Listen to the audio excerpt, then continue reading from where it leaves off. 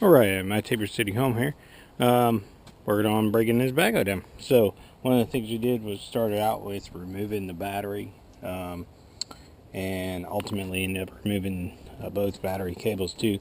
The fuel tank that sits right here in front of where the steering wheel is, the fuel tank comes out. You have to take the bolts out from the bottom. As you take the hood off, you take the bolts from the top off. There's a brace right there. The fuel tank is braced to, and there's also a brace right here. If you can see, I removed that brace, put the screws back in there, and that's where the fuel tank bolts to on the bottom. Then there's a heat shield that actually goes right in here. The air breather is mounted to that heat shield. I took both the air breather off the heat shield and took that piece out of here. It gives you a tremendous amount of room to work in this area when you do that. Disconnecting all the hydraulic lines that run to the power steering. Still have to disconnect the hydraulic cooling lines that run to the transmission. That's a 1 inch, and I only have 1 inch. I got to pick up another one tonight. So get those disconnected tomorrow. And then coming over here, the other side, one of the things that a friend of mine who's done this has told me that you have to do is you have to take out the starter.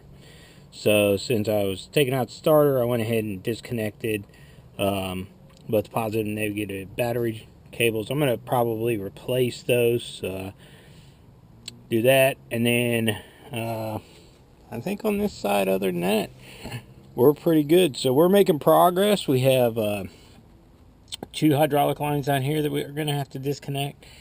We have the 2 over there that go to the transmission that we're going to have to disconnect. Then we're going to brace this thing up and hopefully start separating it tomorrow. These poles here are 1 1/8. There's 2 up top here. There's 1 here that's a smaller. I forget exactly what size that is. But then, and there's 2 on the bottom that are 1 1/8. And hopefully tomorrow we will have this thing separated, and that'll be a good thing.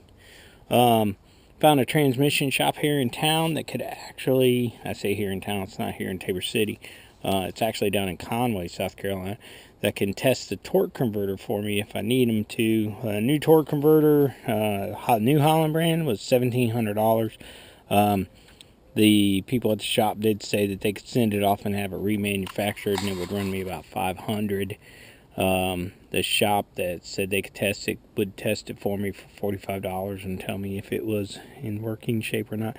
And that'll all depend once I get it apart, what it looks like, what the pump looks like, everything else going on in there. So, if the torque converter looks like it should be good, I'll spend the $4,500 to figure out whether or not I need to spend the $500 on a rebuild. So I just think that's good math. Other than that, since we're tearing it down this far, I decided I was going to go ahead and I am losing a little bit of water here and there, so I was going to go ahead and get this front grill off with the backhoe and take a look at the radiator.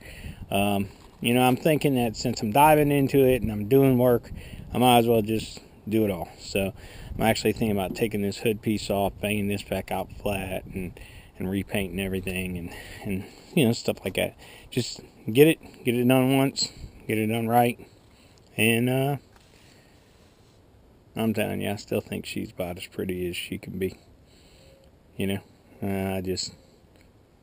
really do love this backhoe. So other people look at it like it's a wreck, but it's mine. So anyways, this is Tabor City home.